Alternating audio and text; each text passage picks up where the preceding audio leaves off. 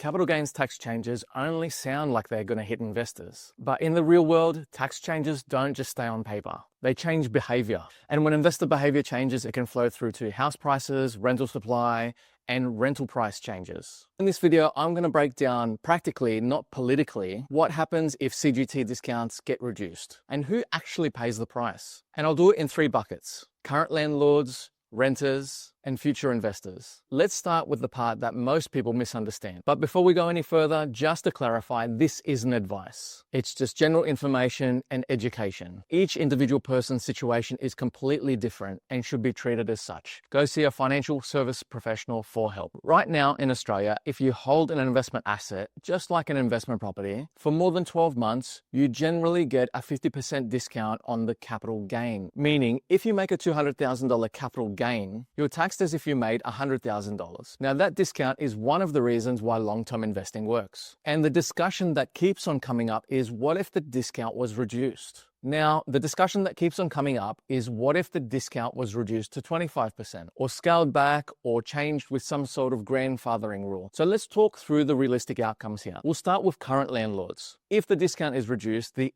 after-tax profit on the sale is lower. So landlords tend to do one of 3 things. Outcome A, they hold the property for longer. If selling becomes more expensive, landlords won't rush to sell. They will tend to hold on to their properties for longer, and this will mean fewer properties hitting the open market. And when supply is tighter, prices will stay firmer for longer. So the first surprise is a tax change aimed to reduce investor advantage can actually reduce supply in the market, and in some cases reduce turnover of properties. Outcome B is they sell before the change. If investors believe a change is coming and the existing capital gains discount won't be grandfathered in, then there'll be a rush of listings to the market in the short term. This can create temporary downward pressure, but the issue is tax-driven pressure is often short-lived, because once that initial wave is gone, you're back to the fundamentals of supply, demand, and borrowing capacity. Outcome C is grandfathering. The third outcome is grandfathering. If existing investors get grandfathered under the current rule and new purchasers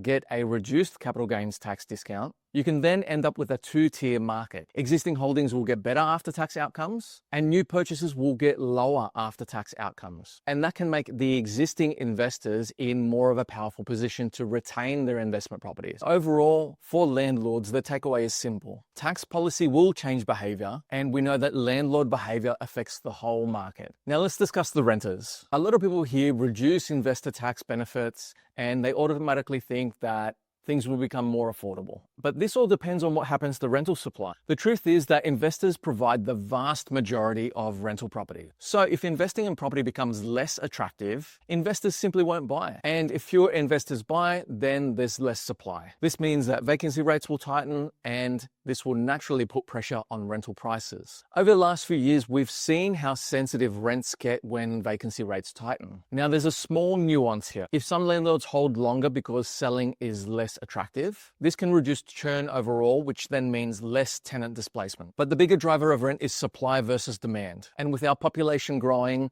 there is plenty of demand in the market. So renters will absolutely feel the impact of a change in investor behavior. Now let's talk about future investors. Future investors is where one of the biggest long-term impacts can be felt. Property investing is built on 3 pillars: rental income, leverage, and capital growth. CGT changes will no doubt hit the capital growth pillar. If the discount is reduced, the after-tax return will drop. So some investors will borrow less, pay less, buy fewer properties, or choose other assets to invest in. And this is the part that most people miss. It doesn't need to kill property investing to change the market. It just needs to change the numbers. Over time, you'll see less investor demand, especially in areas where investment is actually required to free up vacancies. Now, this might slow price growth in some areas. So to summarize, if capital gains tax changes, it can impact current landlords when they sell, whether they hold the property longer, and how much stock comes to market. It'll affect renters through rental supply, vacancy rates, and rental price growth. And for future investors, it will affect their after-tax returns and their decision to purchase investment property. And the key point is, tax changes don't just affect